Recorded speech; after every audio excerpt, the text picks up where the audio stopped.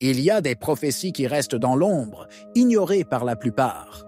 Et puis il y a ceux qui, au bon moment, reviennent pour se faire entendre. La prophétie de Malachie parle du dernier pape, Petrus Romanus. Pour beaucoup, ce n'est qu'une légende, mais à l'approche d'un conclave et avec une église en crise, les coïncidences font peur. Et si cette fois c'était vrai? Et si la prophétie était sur le point de se réaliser? Restez avec nous jusqu'à la fin, car il y a trop de coïncidences. L'état de santé du pape continue de susciter des inquiétudes. Apparemment de plus en plus fatigué, il a dû réduire ses activités, alimentant les spéculations sur un éventuel retour en arrière. Si la situation devait empirer, la possibilité d'un conclave anticipé deviendrait inévitable. Mais ce ne serait pas juste un autre conclave.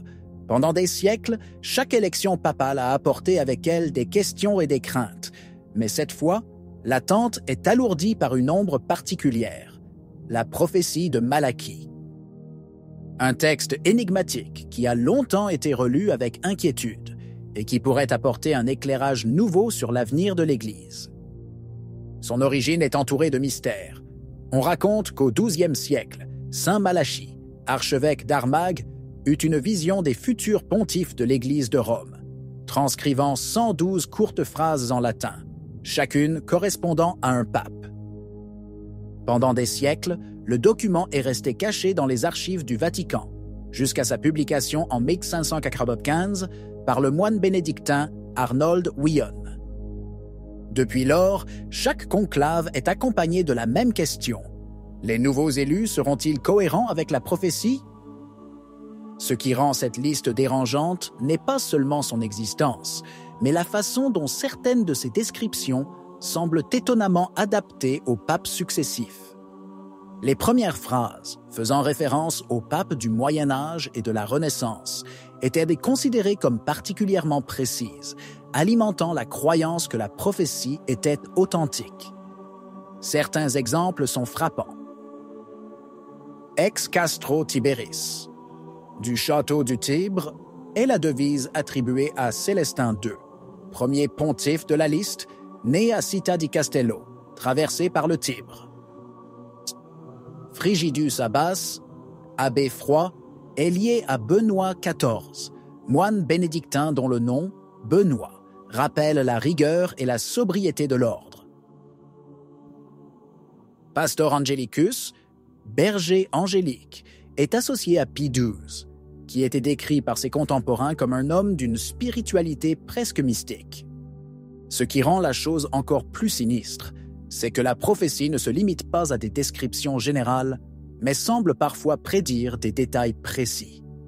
Jean-Paul Ier, pape en 1978, décédé après seulement 33 jours de pontificat, est désigné par la devise de Medietat Lunae, de la moitié de la lune.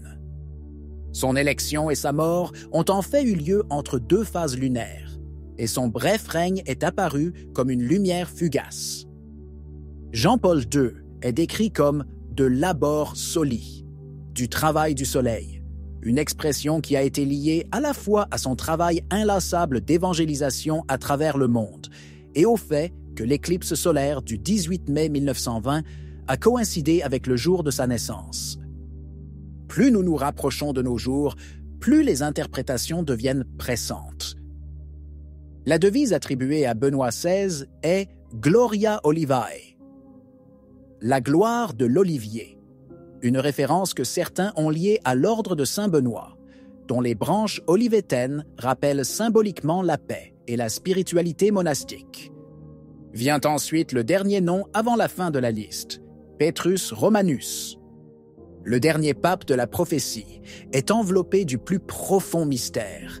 La phrase complète le concernant dit « Pendant la dernière persécution de la Sainte Église romaine, siégera Pierre le Romain, qui paîtra le troupeau au milieu de nombreuses tribulations. Une fois ces choses passées, la ville aux 7 collines sera détruite, et le juge redoutable jugera son peuple. » Des mots qui évoquent non seulement une grande crise, mais la fin possible de l'Église elle-même, telle que nous la connaissons. Selon cette tradition, après l'avant-dernier pape, souvent associé à François, vient le dernier pontife, sous le règne duquel l'Église traversera sa plus grande épreuve. Le texte parle d'un temps de tribulation et de jugement imminent, faisant écho aux paroles de l'Apocalypse. Selon certaines interprétations, la figure de Petrus Romanus pourrait représenter une période de renouveau spirituel et de retour aux origines de la foi chrétienne, plutôt qu'un signe de la fin du monde. Dans cette vision, les tribulations seraient les défis auxquels l'Église doit faire face pour se purifier et se renouveler.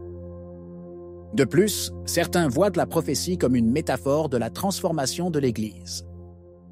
La destruction de la ville aux 7 collines pourrait symboliser la fin des anciennes structures et le début d'une nouvelle ère pour l'Église catholique, plutôt qu'une destruction physique de Rome.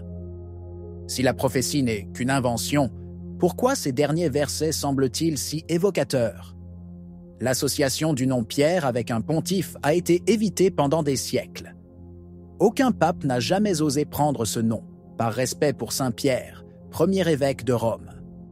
Mais aujourd'hui, le destin semble se diriger vers une possibilité qui jusqu'à récemment semblait impensable, l'arrivée d'un pape portant le nom de Pierre ou ayant des liens étroits avec lui.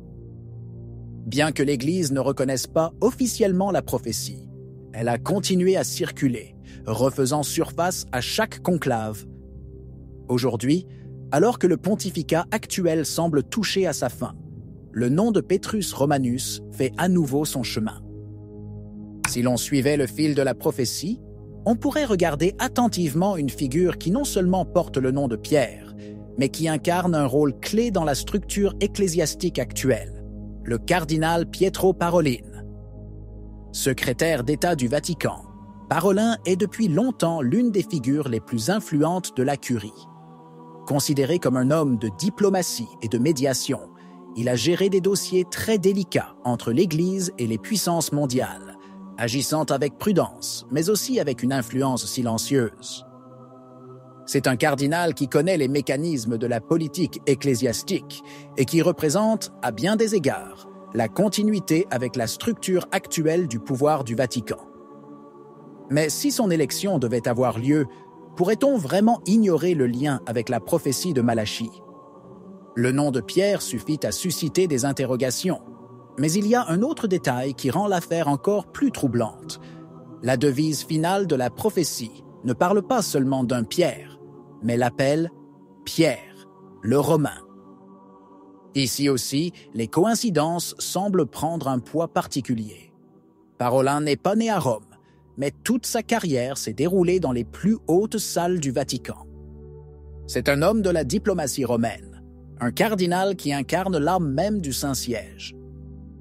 Si l'on voulait lire la prophétie dans un sens plus large, on pourrait dire qu'un pontife comme lui représenterait le dernier grand pape romain, avant un tournant irréversible dans l'histoire de l'Église. La prophétie parle d'un temps de grande tribulation, d'une Église qui devra faire face à son épreuve la plus difficile. Aujourd'hui, le scénario qui se dessine est celui d'une Église divisée entre élan progressiste et appel à la tradition, d'un monde de plus en plus hostile à la foi, d'un Occident qui semble avoir perdu le sens du sacré. Et si l'élection du prochain pape était le tournant? Et si le prochain conclave décidait non seulement du nom du nouveau pontife, mais aussi du sort de l'Église catholique elle-même? Ce ne sont que des questions, des hypothèses, des suggestions. Mais l'histoire nous enseigne que les prophéties, vraies ou fausses, ont du pouvoir. Elles influencent la façon dont les hommes regardent les événements. Et dans ce cas, l'ombre de Petrus Romanus pourrait faire du prochain conclave non seulement une passation de pouvoir, mais le prélude à quelque chose de bien plus grand. Que pensez-vous de cette prophétie? Si vous avez aimé la vidéo, commentez.